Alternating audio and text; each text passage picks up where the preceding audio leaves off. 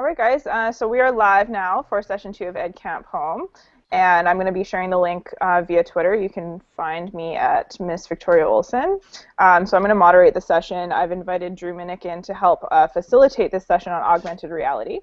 And so what we're going to do really quick at the beginning is we're just going to do a quick intro. This should take no more than a couple minutes. And we will start at the very left-hand side of the page with Miss Carrie, please. Hi, I'm Carrie Ann Geringer. I teach 8th grade language arts up in Fort Bragg, California. I'm Drew Minnock. I'm a 3rd grade teacher in Bloomfield Hills, Michigan. I'm Garnet Hillman. I'm a 9th grade Spanish teacher in Cresco, Illinois. My name's Jo Bailey. I teach high school phys ed in Wausau, Wisconsin. I'm Kelly Holden, and I teach grade 4 in Spruce Grove, Alberta. I'm Melissa Harrow, and I teach high school biology in Belmont, California. And I'm Victoria Olson, and I'm a grade 3, 4, and tech teacher in Langley, British Columbia, but currently in California. Woo. And freezing. And freezing. All right, so we're here to talk augmented reality. So I'm just going to hand this right over to Drew so he can teach us a little bit. Oh, you're handing it straight to me? Yeah. Well, I guess I'm just kind of wondering, what people want to know about augmented reality, if anyone's using it, or if everyone here is basically, just curious about it, or they're actually starting to use it, or what's going on. I'm a complete newbie, so anything that I learn today is going to be great. All right. Everything I know I've gotten from you guys on Patui, so that's about where I am. That's my passion project this year with my kids, is to figure out AR. I'm Awesome. sure they'll nail it down before I do. Awesome. Last summer I did a program at the Exploratorium Teacher Institute, and they taught us about a bunch of different apps that all kind of had to be used to work together, and it was too complicated. And so I've learned about Erasma, and I'm really excited about it, but want some ideas of how to use it in my classroom. Perfect. I've played around with it some myself, but this school year will be the time that I'm bringing it into the classroom. But again, I've used your school through to get started with it. Good. See, we got some new people joining. I'm brand new with it as well, and similar. I'm looking at using it for my passion project for the year. Okay. Well, I think the main advice I would give sounds like most people are just kind of starting to bring it into the classroom. The main advice I would have is to make a studio account on Erasma, so you can create auras using your computer and not just the devices, because it seems like that's most of the problem that a lot of the teachers that we've talked to are having trouble with, is that they'll try and make the aura or the augmented reality on their devices, but usually when you do that, it's device specific, so it'll only that device it'll work with only that device. But if you make it on Erasma, if you go to erasma.com and go to their studio, you click partners at the top. I'll share the link through. Will you share it? Thanks, Victoria. Is it free to create an account? It is. It's free. And before, they actually changed this when we were at ISTE this year.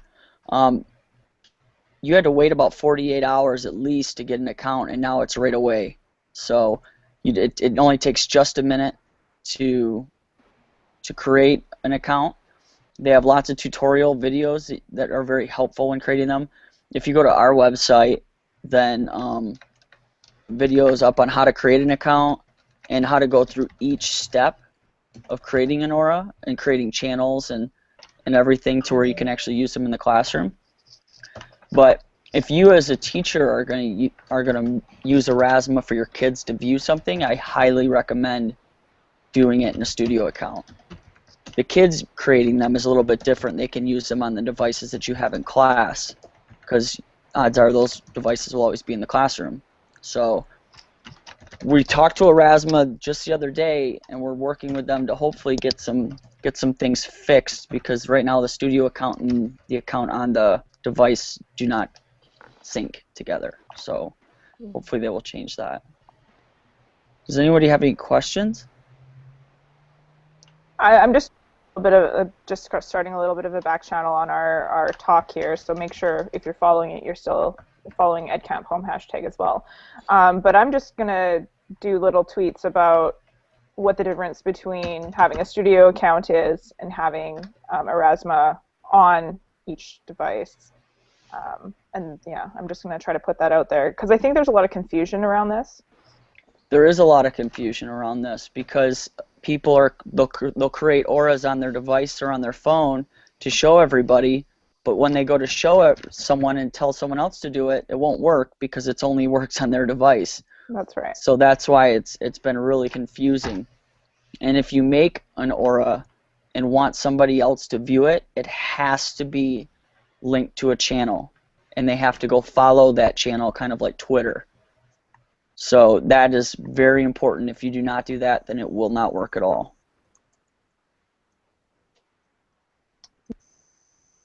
So I think another cool resource to share for this one is that well, obviously Drew and Brad's website is incredible. They've been putting together video tutorials about AR. They've been blogging about this. They have a lot of what they call game-changing apps, which I think is, you're totally right. But the other thing is, I don't know, Drew, if you're comfortable with sharing that doc with meaningful uses of AR in the classroom. But yeah, I could share it. I just put the link to it right there in the chat. Is the link to it actually on our blog? Is the meaningful integration of AR? Perfect. That's actually probably good. We could start our own doc as well if anybody has ideas. And that's the great thing about that doc is it's not Brad and I's ideas that are all on there. Some of them are, but that's a lot of great educators who have created that doc together with ways that they think would be meaningful to use it in the classroom or around the school or district as well. So if anyone has any ideas that they would like added to that, then we could definitely create a doc together. That'd be awesome. All right. I can start that. All right, cool. I'm busy. Does anyone have any other questions about or curiosities about how they might integrate this into their classroom? You know, we do brochures at the beginning of the year about our farmers markets, and so I was thinking about if there was a way that they could, because it's a trigger, right? So if they flashed, if someone flashes onto the brochure, it triggers like a video or whatever, but it's not, if I'm understanding correctly, they have to create a new trigger for every single brochure, so that'd be like, they wouldn't be able to just make one video and then attach it to each of the different brochures? It depends on is each video going to be different, so each kid will make their own video? Well, I guess that's my question, is if it's one video and it's each of the 75 brochures triggers the same video. If each brochure, each trigger image is the same, then it would be fine. Okay, so you only have to do it one time. So it's the image that triggers the brochure. Gotcha. It kind of that part of it kind of works like a QR code. Okay. You know, where you have like a QR code and then you scan it and it's just a speed dial, basically do like a URL or a website. Gotcha. That's the way that the trigger image works for augmented reality as well. But instead of a QR code, you can literally make it anything that you want. Does the video need to be on the device itself, or can it be a YouTube video that it links to? You can link it to a YouTube video as like a URL, or if you know a way to save the video somehow off of YouTube and then link it, you can do that. But usually the video, for the video to just pop and just play a video, I mean, I make mine in iMovie. That's the easiest way that I know how to do it. But if it's a YouTube video, I think you'd have to find a way to save the video offline.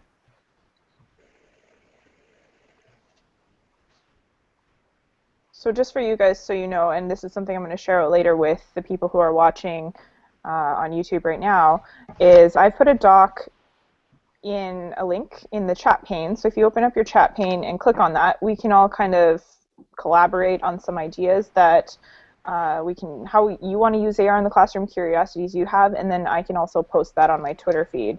So for those of you who are watching, my Twitter handle is at the bottom there, and I will be posting that very shortly. Awesome.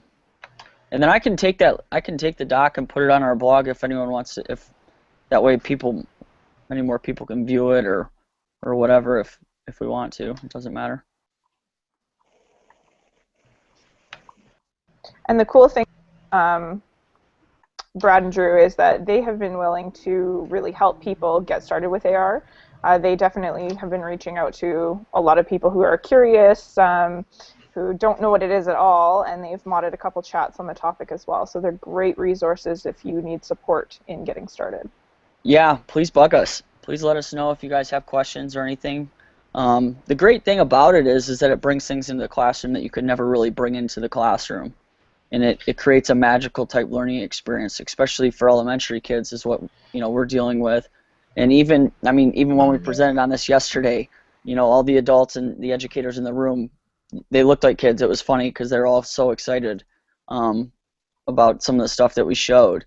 So it brings things into the classroom. Like we're working on an app right now that's planets, like the solar system, where it's literally 3D and it's like you can just put it right on your desk. Each kid could use it. Like those are types of things that you can't bring into the classroom, obviously. And it really creates an engaging experience for the user.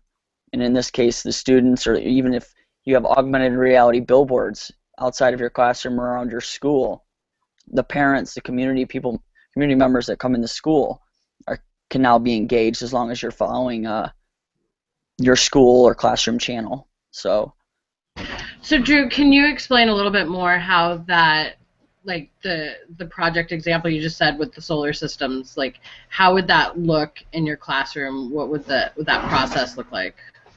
Well, as long as you have the app on all the devices. I mean, this one, the augmented reality apps work a lot differently than like Erasma does, because Erasma, you have to go follow that channel to view the specific content, right? Where this one, it just looks like a camera, and then you just point it at a QR code, and then boom, it literally like comes right up, 3D on your desk.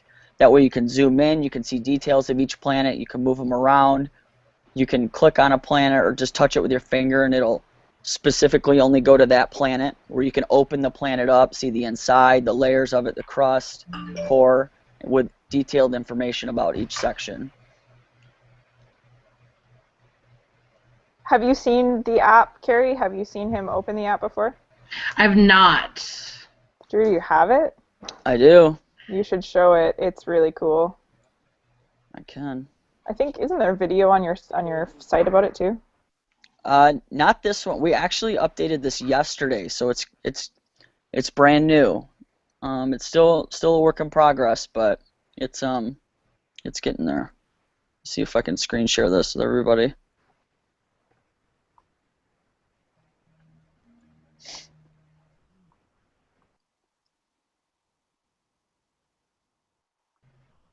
Might just take a minute. Does anyone else have any questions?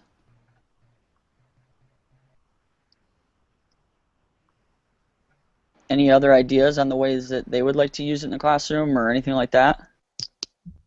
I have so many questions, I don't even know where to start. Yeah, I met with Miss Victoria last week, and am hoping to get to meet her again. Yeah. And talk a bit more about it in depth. Yeah, we don't live very far from each other, so.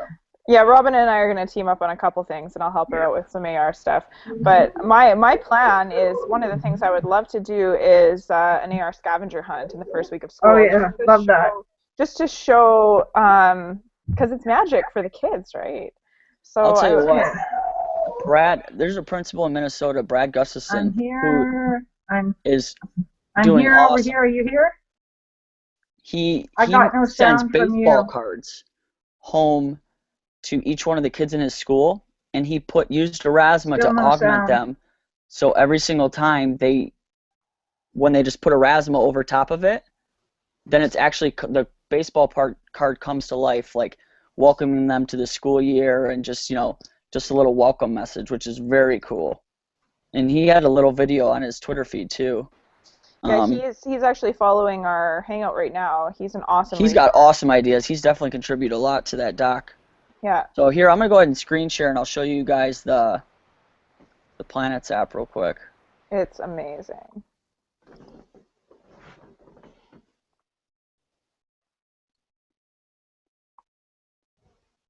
Can everyone see so far? So guys, if you can't see him, what you have to do is click on his window at the bottom so you can see all of our video. Click on his so there's a little blue box around it, and then you can just see his page. It won't flip to anybody else who's speaking. So here it is. Again, if you look, I put down, it's just a QR code, and then as soon as I go over it, that is the trigger image to start it. So then I go ahead and click begin, and it opens up with the planets. I can zoom in. You can see the solar flares coming off of the sun, and then the planets are orbiting around it. Oh, that's amazing. Then I can go ahead and touch a planet, and they go back down. So he's touching the iPad itself right now. Exactly. I actually touched the planet Jupiter. So then there it is. And then if I want to, I can touch Earth where it says compare, and it'll show you relative size of the difference in size there. If I want info, there's some info about it. Oh, you did get the info now. Awesome. Victoria, perfect for grade 3. It is perfect for grade 3. If I want to see inside of it, there's the interior with some information about the interior. Then if I actually touch where in the middle there, it switches, and now it's talking about the core as well. Stop it. That's so awesome. That's so I guess my question was, can the kids make those too? This detailed? Wow. Maybe it's a Genius Hour project. Yeah, it would be quite the project. We've been lucky enough to meet a guy that actually makes augmented reality apps for a living, and he's the one that's doing the program with us. But making it this detailed is very, very difficult. So it's just the trigger is on that piece of paper? Yes, that's the QR code that's triggering it to happen. Can you show me that again, please? I missed it. Yes, I can. Hold on. Let's see. Still there? So that's a QR code, that paper underneath there? Correct. Okay, it doesn't have to be on the floor. Yeah, it doesn't have to be a QR code, but we use a QR code right now because it's a good trigger image so that the planets, they pop up right away. So where if it wasn't a very detailed picture here, then it wouldn't work very quickly or very well. So that's the one thing about Erasma, is that it's really, really picky as far as the trigger images that you choose. So when you're using the app, I don't have Air Server or Reflector on my computer right now, but if you pull up the app, maybe even Drew can show it, when you're choosing a trigger image, there's a little toggle at the bottom. Here, he's pulling it up there. So there's a little toggle at the bottom, and it will go from red to green. And basically, if it's red, it's a bad trigger image. It's telling you that the app won't recognize that image and pop up the AR. So he'll just show you here. So you touch the little A at the bottom, and if I'm going to hit plus, like I want to make a new one, you can pick any one of these, and we'll pick the Lion Tamer. So these are preset. Yeah, so if you see at the bottom, do you see that? Do you see that? It's red, or right now it's green, so it's recognizing that that is a good trigger image. If it's not green, it will not work very well at all. Can you move it to show us the red? Like, see how that little scale at the bottom is wavering? It doesn't like the movement. So that's something that you have to pay attention to. But this is only this will pop up with a specific device. So this is really important when you have kids making their own auras. Exactly. So Drew, you just created an aura on the same trigger that you used for the solar system? I did. And you did that because it's two different programs, correct? Exactly. It's two different apps. Okay. So it won't affect the other one. And it just crashed. But all you have to do is save it there, and then if you saw that, you can make it private or public. And so the private ones will definitely only work on this device. But if it's public, you have to create a channel and add it to that channel. And then once it's added to the channel, then, oh, it was going to work. Let's see here. Okay. So, Drew, how do you share those channels? So, I'm thinking if I have parents coming into the classroom, do they have to actually come in for me to share the channel, or can I put it on my class blog and have parents able to get that and then come in for Meet the Teacher or conferences or something and see those things? Yeah, absolutely. So if you watch, I'm at the channels now. These are channels. So we'll touch this one, and then right here at the top it says share. I can touch that. You can email the link. You can text it, put it on Twitter or Facebook. But I mean, it obviously has to be opened with a mobile device. And then as soon as they open it up, it will automatically follow the channel. That's one way to do it. Or we've created like a document that's on our blog too that that kind of gives them step-by-step instructions on how to follow the channel. So just a question on that, Drew. These parents would need to have Aurasma already downloaded onto their device before that. When you hit the share button, or if they go to open it and they do not have the app, it will take them to a spot where they can download the app right there. Perfect. That was very helpful. So, but just out of curiosity, does that, I mean, that kind of defeats the coolness factor, correct? Like they can't put it over the code and it doesn't pop out at them if you're going through the channel. Yeah, the channel just means that you can view their content. Okay. That's all that means. But if they're not following your channel, then they cannot view any aura that you create. Oh, okay. So if they're following your channel, then they can view any of the videos whether or not they're pointing it at the trigger? No, they have to point it at the trigger. They have to point it at the trigger, so it's still super cool. Yeah, you have to have the trigger. But like QR codes, isn't it, because I haven't played with this very, very much, but like QR codes, isn't it that if you point it at the trigger image and then you click on whatever it is, the video or whatever, you can actually take the iPad away from the trigger image? The thing is with it, and you can't do this on the device that I know of, but if you make the auras in the studio account, you can make it to where as soon as the video starts, it'll go full screen. So you don't need the trigger image anymore once you've triggered it. But if you do device-specific auras, then you have to do it... If you make them on the device, I don't believe there's a way that you can make them go full screen right away. So that's something else Aurasma will have to work on as far as their developers, because I think that's really important, because no kid wants to sit there while he's explaining this book and sit there holding the iPad up the whole time. Exactly. That's one thing that they definitely, and when we talked to them the other day, these are a lot of things that, because we're not really their clientele.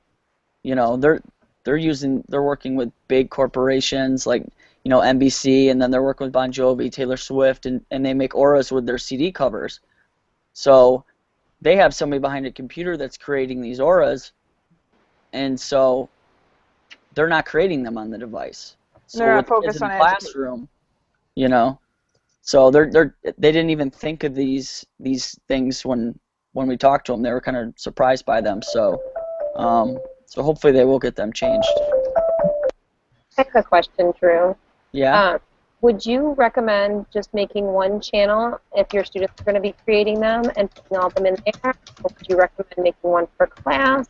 Or what's your input on that? The good thing is that you can make as many as you want. So if you wanted to make a classroom channel for kids to add to, you can do that. If you want each one of your kids to have their own channel, you can do that too. In my class, I have a classroom channel, and then we created a school channel and then one for our district. But all the auras from my class are on my classroom channel. Okay. Mm-hmm. Would there be a reason to do the device specific, or would you just say just straight go with the studio and not even do the other? If you're making them in the studio, like you yourself as a teacher, I would make them probably in the studio, because you can do a lot more with them, to where you can make, like, if you touch a certain part of the screen, then you can take you to a website, or you can make them more interactive. You can call people, you can text, email, you can make it do whatever you want. But on the device, you can't really do that, and not everybody has not all schools have access to, you know, laptops or computers the way that they do the tablets. So I would say that the tablets and on the device is the way that to make them in the classroom with the students. But if you can make them in the studio or do both, that would be awesome. I think it depends on your accessibility to the tablets and laptops. So Absolutely. in my school, there's going to be a few one-to-one classrooms, which will be fantastic because those kids can use their specific devices for all of the purposes, whether they're doing a student-led conference using AR, any of those things. But for myself, I don't have one-to-one, so I will have to use the school iPads, and then each student, when they're doing those works, this is a management thing from the teacher perspective, they're going to have to access that same device in order to see that. Now, it is the hope then that Erasmus will address these issues, because this use in education would be phenomenal. Can you imagine your classroom library being reviewed by kids, and all of the kids would have to do before they read a book is bring up an aura of a book review from another student? And that's we've actually started doing book reviews. We started doing that last year a little bit, and we even did it with guest authors, where we just, you know, quick little video of them saying hi, talking about the book real quick, and pin it to the cover of their book. So now if any kid is interested in that book, they go over, put Erasmus over top of it, and get a quick review. So that's just one use. I know one of the other things that I saw you guys do was writing assignments and had the kids make videos talking about the process of writing and becoming these characters, right? That's something that Erin did. Erin Klein did that in her classroom, which I think is an awesome. Oh, the writing piece is the one that you're talking about, is our visual thinking, where it's the kids have to step inside the shoes of somebody else and write from their perspective. Right. So they do the writing piece, but they also actually stepped inside their shoes and kind of acted it out, and we videotaped it, and then pinned the aura over top of their writing assignment. It's like a poster. So, and then the parents came in for a big exhibit, and then they viewed all the videos over top their writing assignments. All right, we have to wrap up in a minute or two here. I just want to check with everybody to see that you're thinking about AR, you're seeing some of the possibilities in your classroom. So we'll kind of just let people jump in where they want to about commentary, questions, things like that. And I will share all the resources that have been put into the chat pane on the Google Plus EdcampHOME community. Well, it's so much easier to understand when it's not in like 140 characters, when it's actually being explained, because now it makes sense. Like, now I get it, which is great. So thank you. Oh, you're welcome. What would you say was the learning curve for kids, a timeline? You'd be surprised. They pick it up pretty quickly. Even if their teacher doesn't know anything about it? They'll probably pick it up quicker than you will. Yeah, it's pretty amazing how quick, if you just give it to them and kind of show them a little bit of how it works. It's amazing how quickly the kids can pick it up. Okay. All righty. Thank you. Definitely give it a try. Oh, I'm trying. Robin, I'll help support you. We'll. Oh, thank you. Yeah. Is there anybody else who had any questions or comments about how this could be used in their classroom? All right, we're good. So thanks for coming into this broadcast. Thanks for all the people that were watching from YouTube who couldn't join. There was a few people who we really struggled with trying to get in. Karen was one of the people that we tried to figure it out, but I don't think she got in. I have her on my other computer. I was just talking with her. Yeah, I feel so bad for her, but I hope she can watch the feed at least. All right, so I'm going to end the broadcast here, guys, and then I know we have to jump back into EdcampHOME for the slam session. Thanks, guys. So thank you, everybody. Thank you, Victoria. Thank you, Drew and Victoria. Appreciate it. Okay. Thanks. Bye. Thanks very much. That was awesome.